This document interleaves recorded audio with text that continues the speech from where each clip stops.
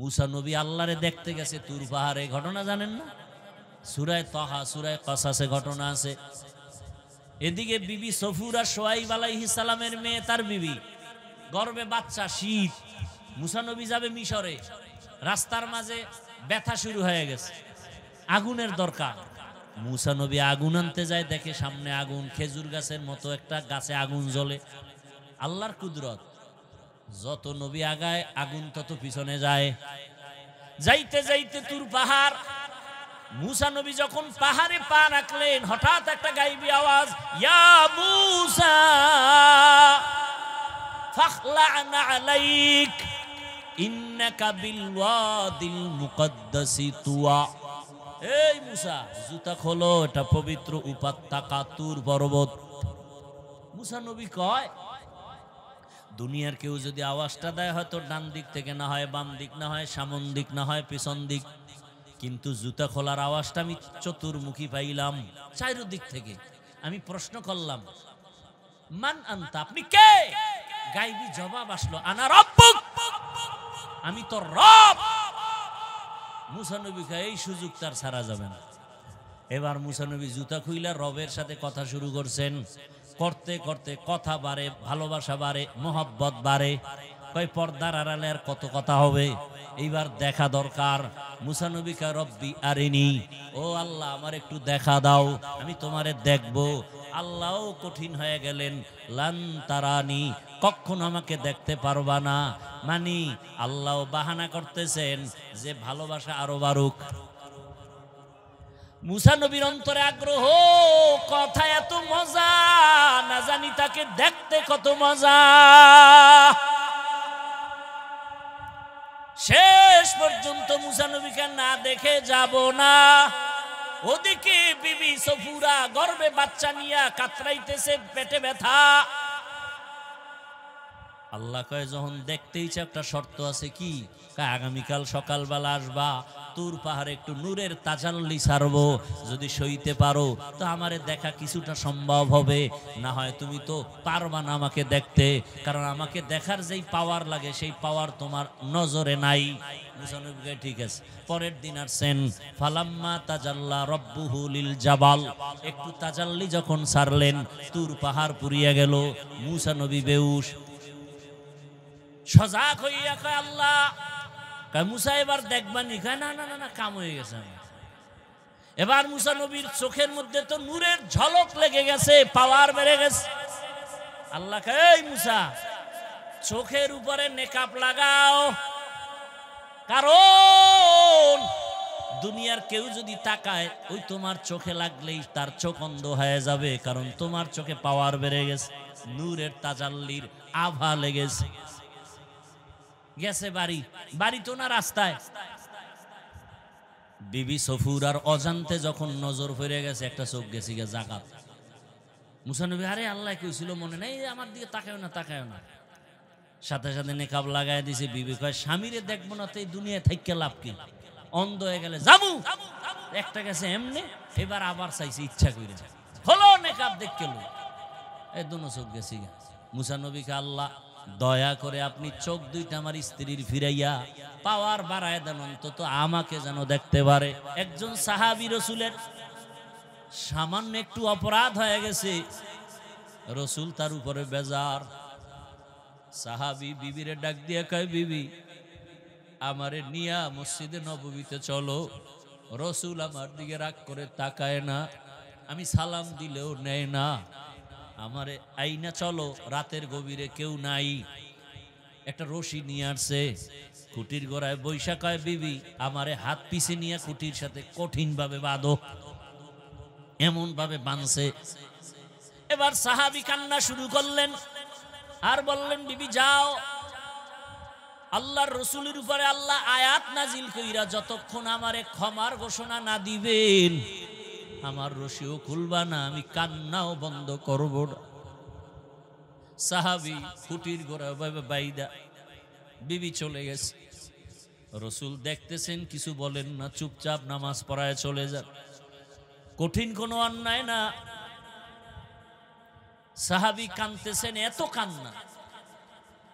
কয়েকদিন পর আল্লাহ পাকের রসুলের কাছে জিবরাইল এসে হাজির, আয়াত নিয়ে কয়, ইয়া রাসূলুল্লাহ, আপনার ওই তওবাকারীকে আল্লাহ মাফ করে দিয়েছেন।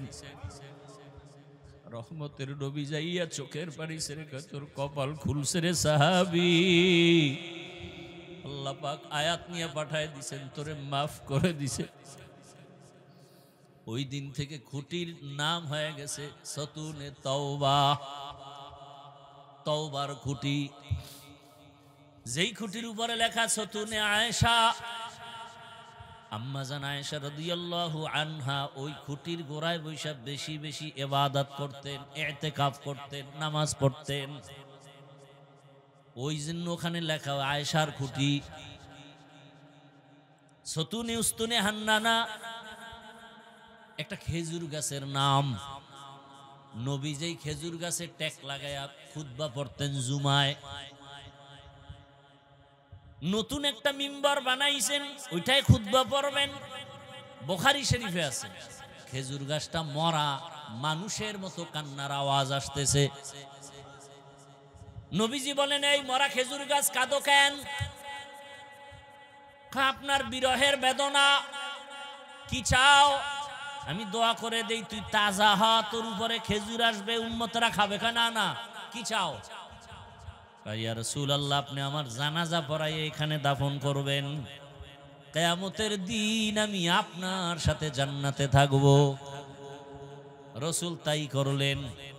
ওই বরাবর যে পিলার উঠছে, ওই পিলারের উপরে লেখা দিছে সতুনে উস্তুনে হান্নানা। যেই মরা খেজুর গাছ রসুলের বিরহে কান্না করেছে, সাহাবায়ে কেরাম নিজের কানে কান্নার আওয়াজ শুনছে, মানুষের মতো আওয়াজ। রহমতের নবী আমার রবিউল আউয়াল মাসে জমিনে আসলেন।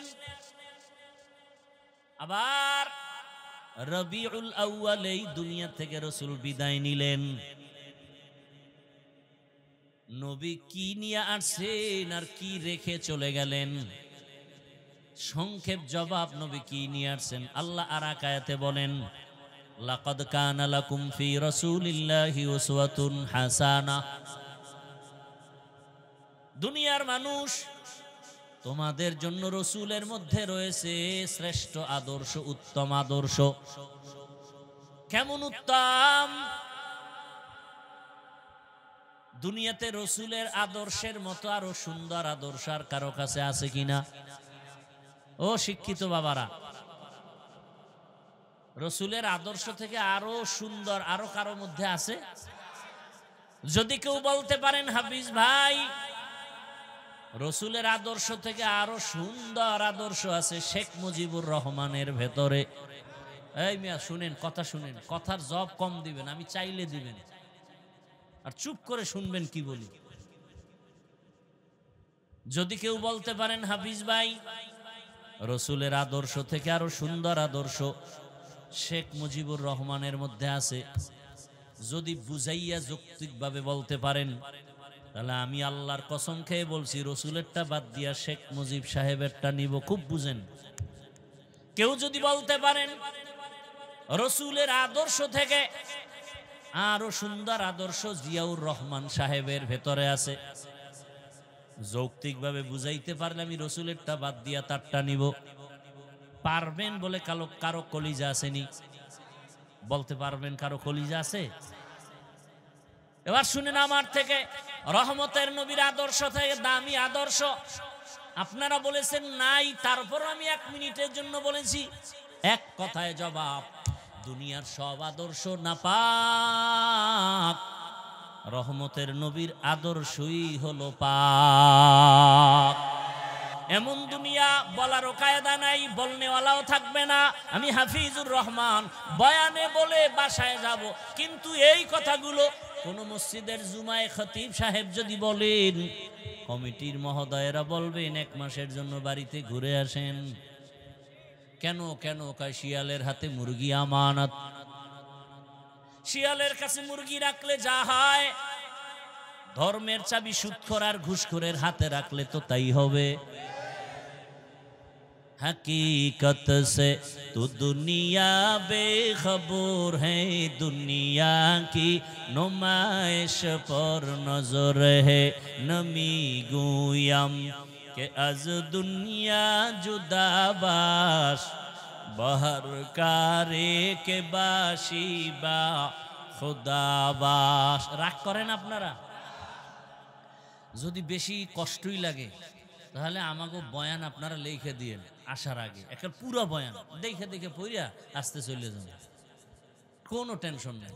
একেবারে 4 পৃষ্ঠার একটা বই লইবেন, লেখা টেখে সুন্দর করে বাস নিচে দিয়ে নাম লেখেন, যদি কলিজা শক্ত থাকে নামটা লিখে দিবেন, আমি অমুক এলাকার অমুক, এই বয়ান আপনি করবেন। একেবারে আপনার নাম সহ বরকতের দোয়া তোয়া কইরা 4 পৃষ্ঠা টাটকাভাবে পড়ে টইরে আসতে চলে যান। নতুন এক সিস্টেম চালু হইল দুনিয়ার জমিনে। আমগো হুজুর গো জীবনভর যে কোরআন হাদিস পড়ছি এক কামে লাগে না, নতুন বয়ান চলতেছে। কইতেছি কোরআন হাদিসের কথা, অনেকের চেহারা কালো, অনেকের মনে কষ্ট, কি আজীব অবস্থা। তাহলে কোরআনের একটা ভুল বের করেন, কেউরে লাগবে না।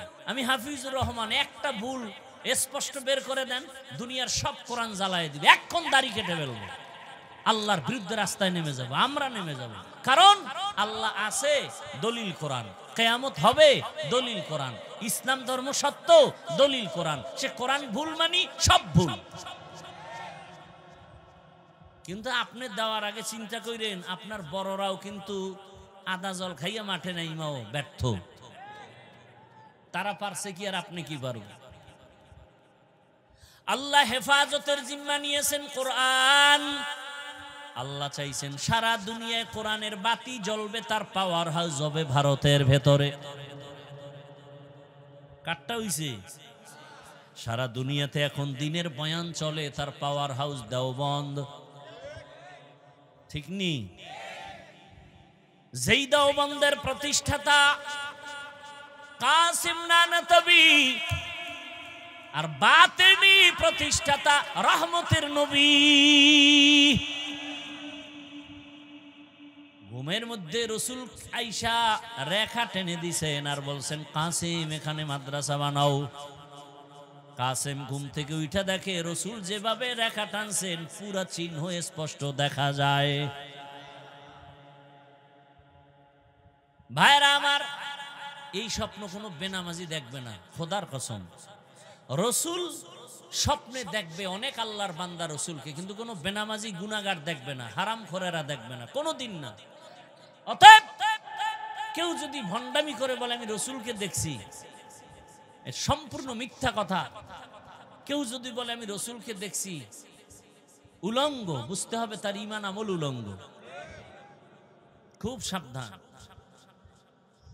24টা ঘন্টা যে সুন্নতের উপরে চলে, দরুদের উপরে চলে, গুনাহ করে না, হাতের গুনাহ, চোখের গুনাহ, কানের গুনাহ নাই। আর আমগো তো, আমি হাফিজুর রহমান বক্তা হইলে কি হইব? সবাই আপনারা সম্মানে বসাইছেন, কিন্তু আল্লাহ তো জানে আমি কত বড় গুনাহগার। আপনি তো ইমাম সাহেব, মানুষ কত সম্মান করে, কিন্তু আল্লাহ জানে আমি সারা রাত মোবাইল চালাই, দরজা আটকাইয়া মোবাইল দেখতে দেখতে, মোবাইলের গুনার কারণে আমার হাত না পাক, আমার চোখ না পাক, আমার জিহ্বা না পাক, আমার অন্তর না পাক। এই কারণে মানুষ দোয়া চায়, আমি করি কিন্তু কবুল হয় না। মানুষ বলে হুজুর দোয়া কেন কবুল হয় না? বলে আপনার কারণে হয় না। আল্লাহ কয় ওরে হাফেজ সাহেব, ইমাম সাহেব, মানুষ ভক্তি করে, যদি জানতো তুই সারা রাত মোবাইল চালাও, জীবনে নামাজ কেউ পিছনে পড়তো না। যেই জবানে গুনাহ হয়, যেই জবানের কথায় গুনাহ, চোখে গুনাহ, হাতে গুনাহ, এ মোনাজাত তো আরশে আজিমে যাবে না। এই জন্য বলি মাওলানা হইছি, বক্তা হইছি, মানুষ এখনো হতে পারি নাই। আপনারা সবাই আমার সামনে মানুষ, আমি মানুষ হতে পারি নাই। কারণ আপনারা ছবি তোলার জন্য পাগল, সবাই একদিক, আর আমি একা বিরোধিতা করি। তার মানে আমি, আপনারা মানুষ, আমি এখনো অমানুষ, মানুষ হতে পারি নাই। হইলে আপনাদেরটা মানতে আমার বাধা কেন? আসলে আমি মানুষ হইতে পারি নাই। বক্তা হওয়া কঠিন না, মানুষ হওয়া কঠিন। মাওলানা হওয়া সহজ, মানুষ হওয়া কঠিন। এজন্য বক্তা হয়ে গেছি, কিন্তু মানুষ এখনো হতে পারি নাই। মানুষ যদি হইতাম তাহলে আমি কেন লাইভ দেওয়ার বিরোধিতা করি, আমি কেন ফেসবুক চালাই না? সেদিন ঢাকাতে এক জায়গায় গেলাম, লোকটা আমার ভক্ত, অনেক উপরের দরজার, কিন্তু দেখে নাই, কোনো কারণে দেখা হয়ে গেছে। এক জায়গায় বইছি, চুপচাপ কেউ নাই, পাশে আইয়া বইয়া কয়, হুজুর ডোন্ট মাইন্ড, আমি আপনার অন্ধ ভক্ত, যদি কিছু মনে না করেন। আচ্ছা বলেন কি? আপনার ফেসবুক আইডিটা একটু দেন, আমি অ্যাড হয়ে যায় আপনার আইডি, ঠিকানাটা দেন। আমি বললাম, আল্লাহ সাক্ষী, আমার হায়াতে আমি ফেসবুক চালাই না। ও মাথায় হাত দিয়ে কয়, ইন্না লিল্লাহি, ফেসবুক ছাড়া কি এই দুনিয়া কেউ চলতে পারে? আপনি কি বলেন? সম্ভব? 1 মিনিট তাকায় রইল আর মাথায় হাত দিয়ে, এটা কি সম্ভব? না, কেমনে সম্ভব? ফেসবুক ছাড়া চলা সম্ভব? আমি বললাম, আর আশ্চর্য, আমার মোবাইলটা চেক করেন, ইউটিউবও নাই, ডিলিট করে ফেলেছি। কেন? আমি মানুষ হতে পারি নাই। মানুষ হইলে সব মানুষের সাথে আমি কেন তাল মিলাইতে পারি না? জানি না কবে আপনাদের মতো মানুষ হতে পারবো। যত কথা বলি কেমন যেন আপনাদের মনের উল্টা, সবই উল্টা। আল্লাহ আমাকে হেদায়াত দান করেন। আপনাদের লাগলে আপনারা বইলে নিয়েন, আমার হেদায়েত দরকার খুব বেশি। হুজুর হইছি দেখে জান্নাত এত সোজা? জান্নাত পাওয়া যদি সহজ হয়, জান্নাতের টিকিট হাতে নিয়ে সারা জীবন আবু বকর কাঁদলেন কেন? জান্নাতের টিকিট হাতে পাইয়া রাসূলের সাহাবী ওমর আজীবন কান্না করলেন কেন? তাহলে আমার উপায় কি? তাদের ইলম, তাদের আমল, তাদের নামাজ, তাদের রোজা, তাদের তাকওয়া কত সুন্দর, সেই তুলনায় তো আমার নামাজই না। এরপরও তারা কাঁদছে না জীবন। আমার তো গলায় রশি লাগায় কান্না দরকার। এইবারও রসুলের রওজায় ঢুকলাম, রিয়াজুল জান্নাহ। আমাকে বাংলাদেশিরা কয়, হুজুর এখানে পুলিশ 10 মিনিটের বেশি থাকতে দেয় না, উঠায় দেয়, আপনি থাকেন, আমরা পুলিশের বলতেছি। আসরের আগে ঢুকছি, এরপরে বসলাম, নামাজ পড়লাম, না আসরের পরে ঢুকছি, 10 মিনিট হয়ে গেছে, পুলিশ আয় বলে উঠেন। ওরা ইশারা দিয়ে বলল, শেষ পর্যন্ত মাগরিব ওরা পড়াইলো ওখানে, আমি নামাজি পড়তে রইলাম। মাগরিবের পরে বলে, হুজুর আপনি প্রয়োজনে এসা ভইরা যান, কোনো টেনশন নাই। আমি বললাম, না, পেছনে অনেক মানুষ, কার হক নষ্ট করব? যতটুকু পাইছে আলহামদুলিল্লাহ, এটা বেইনসাফি হবে। তখন বসে বসে দেখলাম একটা খুঁটি, মোটা মোটা খুঁটি, পিলার, ওই পিলারের উপর আরবিতে লেখা আছে সতুনে তওবা, তওবার খুঁটি। আর একটা খুঁটির উপরে আরবিতে লেখা সতুনে আয়েশা, আয়েশার খুঁটি। আর একটা খুঁটির উপরে আরবিতে লেখা আছে উস্তুনে হান্নানা, উস্তুনে হান্নানার খুঁটি। তো তওবার ঘটনা তো আমি জানি। একজন সাহাবী রসুলের সামান্য একটু অপরাধ হয়ে গেছে, রসুল তার উপরে বেজার। সাহাবী বিবিরে ডাক দিয়ে কয়, বিবি আমারে নিয়া মসজিদে নববীতে চলো। রসুল আমার দিকে রাগ করে তাকায় না, আমি সালাম দিলেও নেয় না, আমারে আইনা চলো, রাতের গভীরে কেউ নাই। একটা রশি নিয়ে আসছে, খুঁটির গোড়ায় বৈশা কয়, বিবি আমারে হাত পিছে নিয়ে খুঁটির সাথে কঠিন ভাবে বাঁধো। এমন ভাবে বাঁধছে। এবার সাহাবী কান্না শুরু করলেন আর বললেন, বিবি যাও, আল্লাহর রসুলের উপরে আল্লাহ আয়াত নাজিল কইরা যতক্ষণ আমারে ক্ষমার ঘোষণা না দিবেন, আমার রশিও খুলবা না, আমি কান্নাও বন্ধ করব না। সাহাবী খুঁটির গোড়ায় বাইদা বিবি চলে গেছে। রসুল দেখতেছেন, কিছু বলেন না, চুপচাপ নামাজ পড়ায় চলে যান।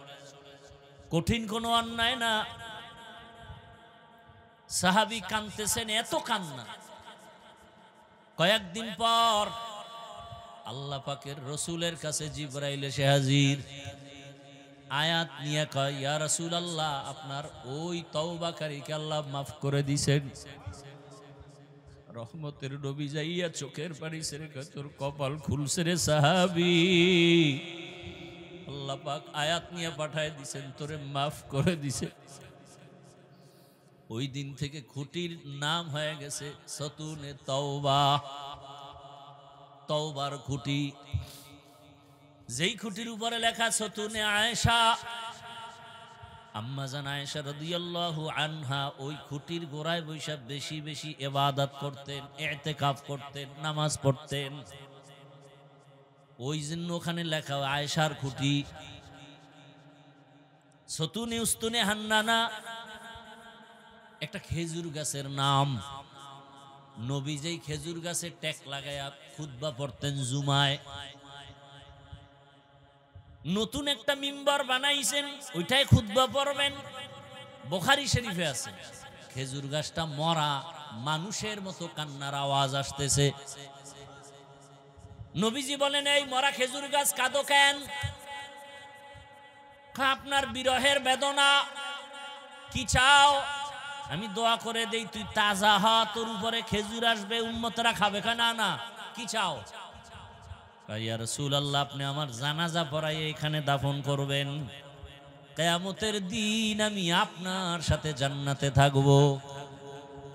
রাসূল তাই করলেন।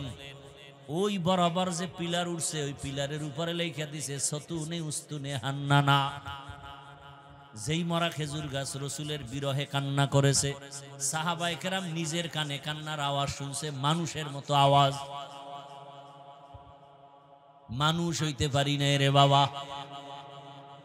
নিজে মাইয়ার হক আদায় করি না, বউয়ের হক আদায় করি না, কর্মচারী হইয়া মালিক হইয়া কর্মচারীর হক আদায় করি না, বক্তা হইয়া শ্রোতার হক আদায় করতে পারি না, ইমামতি করি মুসল্লির হক আদায় করি না, শিক্ষক হইছি কিন্তু আমি ছাত্রের হক আদায় করতে পারি না, আমি স্বামী হইয়া স্ত্রীর হক আদায় করি না, আমি সন্তান হইয়া মা বাবার হক আদায় করি না। প্রত্যেকের মধ্যেই দুর্বলতা নাই? তাহলে আরেকজনের সমালোচনা করার দুঃসাহস হয় কিভাবে? আপনি আরেকজনকে খারাপ বলেন কিভাবে? আপনি সন্তানের হক আদায় করেন ঠিক মতো। দোকানদারি করিয়া রাত্রে আসছেন বাসায়, ফ্রেশ হইয়া 3 পেট খাইয়া বালিশে মাথা লাগে আবার মোবাইল। স্ত্রী কিছু বললেই ঝগড়া, এই বেশি কথা বললে বিয়া কিন্তু আরেকটা করব। হুজুরেরা কিন্তু টাটকা ফতুয়া দিতেছে, 4 লও, ওমানে 4 বিয়ার বয়ান চলতেছে দেশে। দেরি করবা না, প্যাচ লাগাইলে কিন্তু সিরিয়াল ধইরাই ফেলামু। আমি বানায় বলতেছি এগুলো, এ নাই ঘরে ঘরেই ঝগড়া নাই। তাহলে আরেকজনকে দোষ দেন, সাহসটা হয় কিভাবে? হ্যাঁ, তবে একটা নিয়ম, যে চোর সে মনে করে সবাই চোর, একটা নিয়ম আছে। যে চাঁদাবাজ সে মনে করে সবাই চাঁদাবাজ, যে ধোঁকাবাজ সে মনে করে সবাই ধোঁকাবাজ, যে মিথ্যাবাদী সে মনে করে সবাই মিথ্যা বলে। আল্লাহ হেদায়াত দান করেন। খুব রাগ আসতেছে আপনাদের অন্তরে, আল্লাহ সবার অন্তরকে নরম বানায় দেন। আচ্ছা, এই রাগ যদি আমার রসুলের মধ্যে আসতো, অথচ কেমন একজন আপনার আমার মায়ার নবী। বলতেছিলাম দুনিয়ার সকলের আদর্শ না পাক, রহমতের নবীর আদর্শই হলো পাক। কেন? আমার রসুল নিজে পাক। রসুল জিব্বা দিয়া হায়াতে কোনোদিন একটা গালি দেন নাই। রহমতের নবী কোনোদিন হাজারো গালি শুনছেন, গালির জবাব দেন নাই। নবীর হায়াতে কোনোদিন একটা মিথ্যা কথা বলেন নাই। রহমতের নবীর হায়াতে কোনোদিন কাউকে ধোঁকা দেন নাই। রহমতের নবী দুটো চোখ গরম করে কারো দিকে তাকান নাই। কারণ রহমতের নবী গরম চোখে যদি কারো দিকে তাকাই, সাথে সাথে তাকাইলেই তো সে পুড়িয়া যাবে, কারণ রসুলের নজরে সেই পাওয়ার লাগানো। বড় কঠিন কথা, রসুলের নজরে সেই পাওয়ার দেওয়া। পাওয়ার। মুসা নবী আল্লাহরে দেখতে গেছে তুর পাহাড়ে, ঘটনা জানেন না? সূরা তাহা, সূরা কাসাসে ঘটনা আছে। এদিকে বিবি সফুরা সোয়াইব আলাইহিস সালামের মেয়ে, তার বিবি গর্ভে বাচ্চা, শীত, মুসা নবী যাবে মিশরে, রাস্তার মাঝে ব্যথা শুরু হয়ে গেছে, আগুনের দরকার। মুসা নবী আগুন আনতে যায়, দেখে সামনে আগুন, খেজুর গাছের মতো একটা গাছে আগুন জ্বলে। আল্লাহর কুদরত, যত নবী আগায় আগুন তত পিছনে যায়। যাইতে যাইতে তুর পাহাড়, মুসা নবী যখন পাহাড়ে পা রাখলেন, হঠাৎ একটা গাইবি আওয়াজ, ইয়া মুসা ফাখলা'না আলাইক ইন্নাকা বিল ওয়াদিল মুকদ্দাসি তুয়া। এই মুসা, জুতা খোলো, এটা পবিত্র উপত্যকা তুর পর্বত। মুসা নবী কয়, দুনিয়ার কেউ যদি আওয়াজটা দেয়, হয়তো ডান দিক থেকে, না হয় বাম দিক, না হয় সামন দিক, না হয় পিছন দিক, কিন্তু জুতা খোলার আওয়াজটা আমি চতুর্মুখী পাইলাম, চারিদিক থেকে। আমি প্রশ্ন করলাম, মান আনতা, আপনি কে? গাইবি জবাব আসলো, আনা রব্বুক, আমি তো রব। মুসা নবী কয়, এই সুযোগ তার ছাড়া যাবে না। এবার মুসা নবী জুতা খুইলা রবের সাথে কথা শুরু করছেন। করতে করতে কথা বাড়ে, ভালোবাসা বাড়ে, মোহব্বত বাড়ে। কয় পর্দার আড়ালে আর কত কথা হবে, এইবার দেখা দরকার। মুসা নবী কয়, রব্বি আরিনি, ও আল্লাহ আমার একটু দেখা দাও, আমি তোমারে দেখব। আল্লাহও কঠিন হয়ে গেলেন, লান তারানি, কখনো আমাকে দেখতে পারবা না। মানি আল্লাহ বাহানা করতেছেন যে ভালোবাসা আরো বাড়ুক। মুসা নবীর অন্তরে আগ্রহ, কথা এত মজা, না জানি তাকে দেখতে কত মজা। শেষ পর্যন্ত মুসা নবীকে না দেখে যাব না। ওদিকে বিবি সফুরা গর্ভে বাচ্চা নিয়ে কাতরাইতেছে, পেটে ব্যথা। আল্লাহ কয়, যখন দেখতে ইচ্ছা, একটা শর্ত আছে। কি? আগামীকাল সকালবেলা আসবা, তুর পাহাড়ে একটু নূরের তাজাল্লি ছাড়বো, যদি সইতে পারো তো আমারে দেখা কিছুটা সম্ভব হবে, না হয় তুমি তো পারবা না আমাকে দেখতে, কারণ আমাকে দেখার যেই পাওয়ার লাগে সেই পাওয়ার তোমার নজরে নাই। ঠিক আছে। পরের দিন আসছেন, ফালাম্মা তাজাল্লা রব্বুহু লিল জাবাল, একটু তাজাল্লি যখন ছাড়লেন, তুর পাহাড় পুড়িয়া গেল। মুসা নবী বেহুশ, সজাগ হইয়া কয়, আল্লাহ। কয়, মুসা এবার দেখবানি? কয়, না না না না, কাম হয়ে গেছে। এবার মুসা নবীর চোখের মধ্যে তো নূরের ঝলক লেগে গেছে, পাওয়ার বেড়ে গেছে। আল্লাহ কয়, এই মুসা, চোখের উপরে নেকাব লাগাও, কারণ দুনিয়ার কেউ যদি তাকায়, ওই তোমার চোখে লাগলেই তার চোখ অন্ধ হয়ে যাবে, কারণ তোমার চোখে পাওয়ার বেড়ে গেছে, নূরের তাজাল্লির আভা লেগেছে। গেছে বাড়ি, বাড়ি তো না রাস্তায়। বিবি সফুরার অজান্তে যখন নজর ফিরে গেছে, একটা চোখ গেছে গে জাকাত। মুসা নবী, আরে আল্লাহ কইছিল মনে নাই, আমার দিকে তাকায় না, তাকায় না। সাথে সাথে নেকাব লাগাই দিছে। বিবি কয়, স্বামীরে দেখবো না তো এই দুনিয়া থেকে লাভ কি? অন্ধ হয়ে গেলে যাবো। একটা গেছে এমনি, এবার আবার চাইছে ইচ্ছা করে, হলো নেকাব দেখে লো, এই দুনো চোখ গেছে গে। মুসা নবীকে, আল্লাহ দয়া করে আপনি চোখ দুইটা আমার স্ত্রীর ফিরাইয়া পাওয়ার বাড়ায় দেন, অন্তত আমাকে যেন দেখতে পারে। ভাইরা আমার, এজন্য আল্লাহ ওয়ালা যারা, আল্লাহ ওয়ালা, আল্লাহর ওলি। আল্লাহর ওলি কারা? তাকওয়ার চূড়ান্ত পর্যায়ে যারা চলে, এই আল্লাহর ওলি যারা, তাদের নজরের মধ্যে পাওয়ার আছে। পাওয়ার বলার সময় নেই, তবে দলিলটা নেন। আবার দলিল ছাড়া তো আপনি আউযুবিল্লাহ না পারলেও দলিল খুঁজেন, তো দলিল নেন। ক্বালা রাসূলুল্লাহ সাল্লাল্লাহু আলাইহি ওয়া আলিহি ওয়া সাল্লাম, ইত্তাকু ফিরাসাতাল মুমিন ফাইন্নাহু ইয়ানজুরু বিনূরিল্লাহ। আল্লাহর যারা প্রিয় বান্দা, তাকওয়ার আলো যাদের আছে, আল্লাহ তাদের এমন পাওয়ার দান করেন, অনেক কিছু দেখেন যা সাধারণ মানুষ দেখে না। চামড়ার চোখ দিয়া না, আল্লাহর দেওয়া নূরের আলো দিয়া তারা দেখেন। এক সময়ের সন্ত্রাসী রাসূলকে জবাই করতে যায় কে? সে কিন্তু এখন মুসলমান। এক সময় সে মদিনায় খুতবা দেন, খলিফাতুল মুসলিমিন। খুতবার মাঝখানে হঠাৎ একটা আওয়াজ দিলেন, ইয়া সারিয়াতাল জাবাল, ইয়া সারিয়াতাল জাবাল, ইয়া সারিয়াতাল জাবাল। এই সারিয়া, পাহাড় পাহাড় পাহাড়। ওমর মদিনায় বইয়া খুতবার ভিতরে ফট করে আওয়াজ দিছে, এই সারিয়া পাহাড়, সারিয়া কই? কয় মদিনা থেকে 2000 কিলোমিটার দূরে ইরানে যুদ্ধ করে। কোথায়? কত দূর? 2000 কিলোমিটার দূর। সারিয়া আসার পরে জিজ্ঞাসা করা হলো, ওমরের আওয়াজ শুনছিলানি? সারিয়া বলে, কাছে বসে বললে যেমন শোনা যায় তেমনই শুনছি।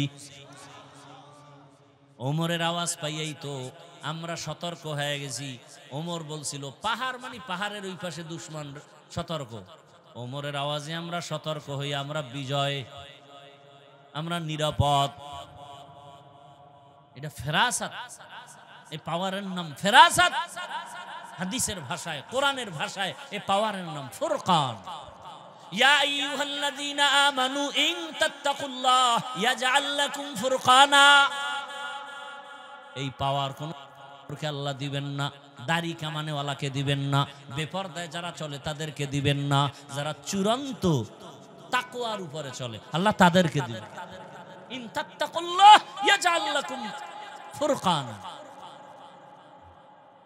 রাসূলের আদর্শ থেকে আর দামি কোনো আদর্শ নাই।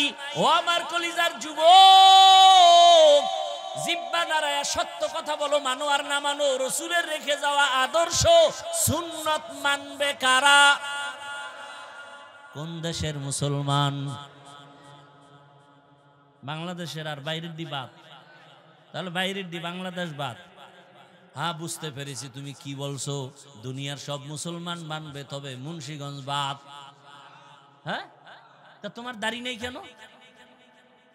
দাড়ি কামাইলে বরকত যদি হয় একটা দলিল দাও, কোরআন হাদিস না, তোমার যৌক্তিক। যে হাফিজ ভাই যৌক্তিক দলিল আছে, দাড়ি কামাইলে চেহারায় বরণ উঠবে না, যৌবন বাড়বে, চেহারা খালি নূর বাড়বে, খালি এরকম দুনিয়াবি একটা দলিল দে, খোদার কসম আমি দাড়ি কেটে ফেলবো। আমি আমার কথা ক্লিয়ার, কোনো ভেজাল নেই।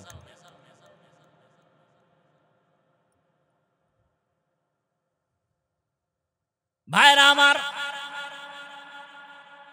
রহমতের নবীর আদর্শ পালন যদি মুসলমান হয়ে আমরা না করি, কে করবে? হুজুরেরা। জান্নাত হুজুরেরা পাবে, তোমার কপালে আছে কিনা সন্দেহ। ও আমার যুবক বাবারা, আমি একটু আগেই কিন্তু বলেছিলাম হুজুর বানাবার কথা বলবো না, তাবলীগের কথা বলবো না, বলিও নাই। বরং আমি কি বলতে চাই, এই শেষ 2-4টা কথা শুনে যাও বাবা। আমি বলতে চাই, তুমি স্কুলে পড়ো, কলেজে পড়ো, চাকরি করো, ব্যবসা করো, ধন্যবাদ, কলিজা দিয়া দোয়া করে গেলাম। ওখানে লেখাপড়া করে ডাক্তার হও, ইঞ্জিনিয়ার হও, প্রফেসর হও, এসপি হও, ওসি হও, ডিসি হও, এমপি হও, প্রফেসর হও, মন্ত্রী হও, বড় ব্যবসায়ী হও, তবে দাবি আমার ছোট একটা, বেয়াদব হইও না। অনুরোধ, খুব কঠিন অনুরোধ। বেয়াদব করি হইও না, বেয়াদবি করিও না। বলবা হাফিজ ভাই বেয়াদবি করব না, কথার ব্যাখ্যা কি? আর বেয়াদবি করলে হবে কি? আল্লাহর জাতের কসম, যদি ডাক্তার হও বেয়াদবি করো, মরার আগে পঙ্গু হইয়া জুতার বাড়ি খাইতে খাইতে মরবা, কপালে শান্তি আর আসবে না। এখন শুনো, বেয়াদবি করবা না কথার ব্যাখ্যা। 3টা জায়গায় বেয়াদবি করবা না, করলেই মরার আগে জীবন শেষ। তার মানে মরবি না, দুকে দুকে শরীর পচতে থাকবে। 1 নাম্বার জায়গা মা বাবা, বেয়াদবি করলেই তোর পতন শুরু। 2 নাম্বার জায়গা শিক্ষক, বেয়াদবি করলেই তোর গজব শুরু। 3 নাম্বার জায়গা ওলামায়ে কেরাম, মুরব্বি, বেয়াদবি করলেই কপাল শেষ, কোনো সন্দেহ নাই। এই 3 জায়গায় যারা বেয়াদবি করবে, মা বাবার সাথে যারা বেয়াদবি করবে, ও ডাক্তার হলেও কপাল পুড়ে যাবে, ও যা কিছু করবার জীবন শেষ, ধ্বংস হয়ে যাবে। আর যদি আদব রক্ষা করে, মা বাবার দোয়া নিয়া, শিক্ষকের দোয়া নিয়া, আলেম ওলামার দোয়া নিয়া ডাক্তার হয়, দেশের প্রত্যেকটা মানুষ মাথায় উঁচু করে সম্মান করবে। ভাইজান, এগুলো বলি কেন? আপনি প্রফেসর হইতে নিষেধ, বরং বাংলাদেশে আমি একা মাত্র তোমার পক্ষে বলতেছি, আর কেউ বলেন, কঠিন ভাবে বলতেছি, ডাক্তার হও, কলিজা দিয়ে বলতেছি, দোয়া করতেছি, ইঞ্জিনিয়ার হও, তো বেয়াদব হইও না। মা বাবার দোয়া নিয়ে আগাও, শিক্ষকের দোয়া নিয়ে সামনে আগাও, উলামায়ে কেরামের দোয়া নিয়ে যদি সামনে আগাও, ইনশাআল্লাহ অল্পে সম্মান বেড়ে যাবে। এইবার ভাবতেছে হুজুর বুঝছি, কিন্তু এটা কেমনে সম্ভব? এইবার ফাইনাল ওয়াজ, আর এতক্ষণ যা ওয়াজ করছি সব বাদ, এখন যে একটা পয়েন্ট বলবো এটা তোমার জীবনের বড় ওয়াজ। ডানে বামে তাকাও, বিবেকটা খাটাইয়া দেখো তো, জীবনে আলিফ বাতা পড়ে না, আউযুবিল্লাহ পারে না, এমন জেনারেল লাইনের যুবক স্কুলে পড়ে, কলেজে পড়ে, 5 ওয়াক্ত নামাজও পড়ে, তুমি সাক্ষী দাও আসেনি। এবার তুমি বলো তোমার কপালে কাঠবট দোয়া লাগছে, তুমি কেন পারো না? আমার কথা যুক্তি আছে না নাই? তোমার মতো যুবক র্যাব, আর্মি, পুলিশ, বিডিআরের চাকরি করে, 5 ওয়াক্ত নামাজ পড়ে, বলো তুমি পারো না কেন? কার বটদোয়া লাগাইছো কপালে? তোমার মতো যুবক রাস্তায় গাড়ি চালায়, 5 ওয়াক্ত নামাজ পড়ে, বলো তুমি কেন পারো না? তোমার মতো যুবক কৃষি কাজ করে, নামাজ পড়ে, নদীর মধ্যে মাছ ধরে, নামাজ পড়ে, ডাক্তার, প্রফেসর, ইঞ্জিনিয়ার নামাজ পড়ে, বলো তুমি কেন পারো না? অবশ্যই তোমার কপাল পুড়ে গেছে, কারণ না জানি বটদোয়া লাগছে। কোন সময় জানি মায়েরে কি কইছো, মায় মনে হয় কষ্ট পাইয়া লাইছে, আর সাজিমে বোধহয় কষ্ট চলে গেছে। না জানি শিক্ষকের সাথে বেদবি করছে, না হয় এমন হতে পারে না? তোমার মতো লাইনের যুবক শ্রমিকের কাজ করে, 5 ওয়াক্ত নামাজ পড়ে। ওই যে একটু আগে ঢাকা কলেজের কথা বলছি, যাও একটা দিন ঢাকা কলেজের বারান্দা ঘুরে দেখবা, বহু ছেলে কলেজে ক্লাস করে, মাথায় পাগড়ি, বড় বড় দাড়ি, বড় জামা, মনে হয় যেন বড় মসজিদের খতিব, অথচ আরবি পারে না।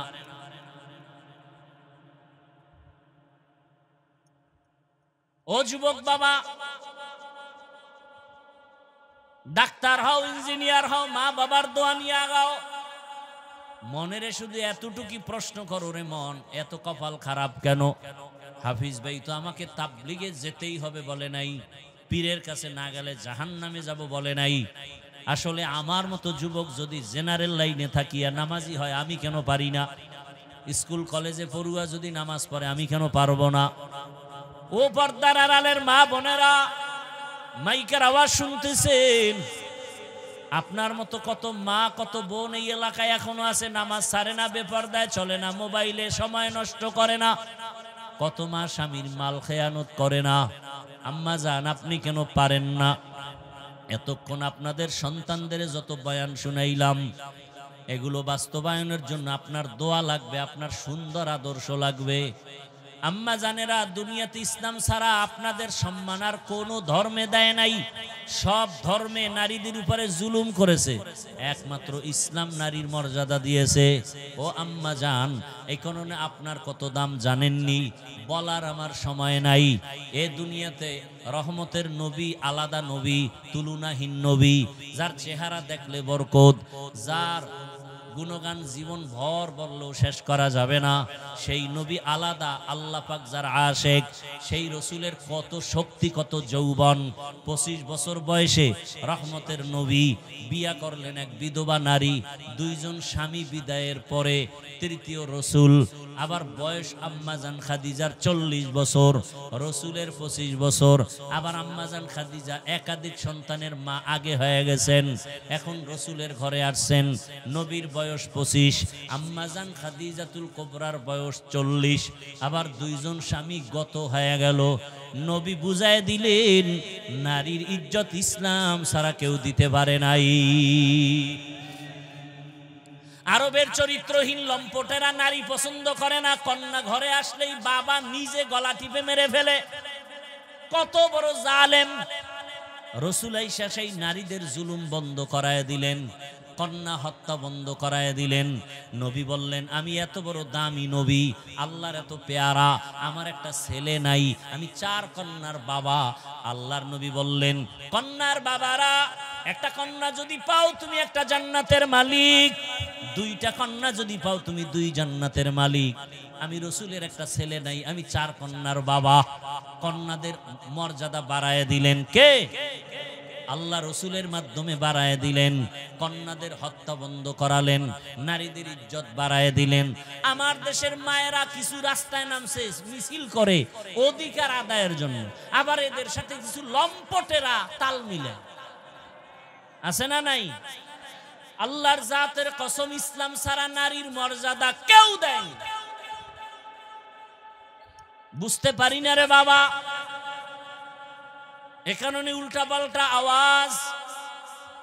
আরে আম্মা জান, আপনাদের মর্যাদা এত বাড়ছে কেন? আপনারা নবীদের মায়ের মতো মা। দুনিয়াতে সব নবীরা মায়ের গর্ভে আসছেন, আপনারা ওলিদের মায়ের মতো, সাহাবায়ে কেরামের মায়ের মতোই মা। আপনারা তো আলেমের মায়ের মতোই মা। আপনারা তো খাদিজার মতো দামি নারীর মতো নারী, আয়েশা রাদিয়াল্লাহু আনহার মতোই তো দামি নারীর মতো নারী, ফাতেমা রাদিয়াল্লাহু আনহার মতোই তো আপনারা নারী। ওরে জানেন না আপনারা দুনিয়াতে এক বড় বেঈমানের নাম ফেরাউন, জানেননি? তার স্ত্রীর নাম কি? এত বড় বেঈমান ফেরাউন, তার ঘরের বিবি আসিয়া এত দামি। রহমতের নবী বলেন কিয়ামতের ময়দানে আসিয়ার সাথে আমি মুহাম্মদের বিবাহ হবে। দেখছেননি? এরে আম্মা জানেরা, ফেরাউনের স্ত্রী এত বড় বেঈমানের ঘরে থাকি আল্লাহকে কেমন ভাবে আপন করে নিলেন। আপনার স্বামী তো ফেরাউনের মতো খারাপ না। আপনি যদি নামাজ আদায় করেন আপনার স্বামী খুশি হবে, বাধা দিবে না। আপনি যদি পর্দায় থাকেন আপনার স্বামী খুশি হবেন, বাধা দিবেন না। তাহলে আপনি কেন পারেন না? নিজে যদি আদর্শবান হইতেন আপনার ঘর বেহেশতের বাগান হতো, সন্তানগুলো আদর্শবান হতো, মানুষ দোয়া করত, আপনার সন্তানের দোয়ার কারণে আপনিও বড় দোয়া পাইতেন। এখনো সময় আছে, তওবা করেন, আর নামাজ ছাড়বেন না, বেপরদায় চলবেন না, মোবাইলে সময় নষ্ট করবেন না, আর কোনদিন স্বামীর মাল খেয়ানত করবেন না। ও আমার যুবক বাবারা, আল্লাহর কাছে তওবা করেন। মরিয়া তো একদিন যেতেই হবে। আরে দুনিয়াতে বাহাদুরি আর কয়দিন? চোখের সামনে কত লাশ আর লাশ, পানির নিচে লাশ, গাড়ির নিচে লাশ, ঘুমের বিছানায় লাশ, অধিকাংশ যুবকের লাশ। কয়দিন আর বাঁচবারে যুবক বাবা? আগামীকাল এই টাইমে খবর যদি হয় তুমি মরিয়া গেছো, তোমার মা কান্না করবে, আমারে কে মা বলে ডাকবে? ওরে তোমার বাবায় দৌড়ায় যাবে, ইমাম সাহেব তাড়াতাড়ি আসেন, জানাজা পড়াতে হবে। আবার কাউকে পাঠাবে দোকানে যাও কাফন কেনার জন্য, কেউ যাবে কবর খননের জন্য, কেউ যাবে তোমার গরম পানি গোসলের জন্য। ও আমার যুবক বাবা, এই দুনিয়া কিছুই না। তোমার আপন বন্ধুটা মোবাইলের নাম্বারটা ডিলিট করে ফেলবে। বন্ধু নাই, নাম্বার মোবাইলে রেখে লাভ নাই। অতএব তুমি একা একা বাসবাগানে পড়ে থাকবা। আজকে ডানে বামে বন্ধু বান্ধবের অভাব নাই, অন্ধকার কবরে একা। ওই কবরে আল্লাহকে নিয়ে যাও, মনে মনে আল্লাহকে ডাকো আর বলো, হে আল্লাহ, জীবনে তো গুনাহ কম করি নাই, মনে চাইছে দাড়ি রাখবো না রাখি নাই, নামাজ পড়বো না পড়ি নাই, বেপরদায় চলবো চলছি, মোবাইলে সারা রাত গুনাহ করবো করেছি, পার্কে পার্কে যাব গিয়েছি। ও আল্লাহ, মনের মতো ইচ্ছা রকম গুনাহ করেছি, আজকে থেকে তওবা করে ফেলতেছি, আর গুনাহ করব না, আর নামাজ ছাড়বো না, দাড়ি কাটবো না, বেপরদায় চলবো না। মা বাবার দোয়া নিয়া, শিক্ষকের দোয়া নিয়া, ওলামায়ে কেরামের পরামর্শ নিয়া নবীজির আদর্শ মেনে চলবো। তওবা করার মতো যদি অন্তর তৈরি হয়, মুনাফিকি যদি না থাকে, খাঁটি তওবার নিয়ত থাকলে দুটো হাত আল্লাহকে দেখাইয়া দাও। আয় আল্লাহ, হাতগুলো কবুল করে নেন, তওবা কবুল করে নেন, তওবার উপরে মজবুত হইয়া চলার তৌফিক দান করেন, আমিন।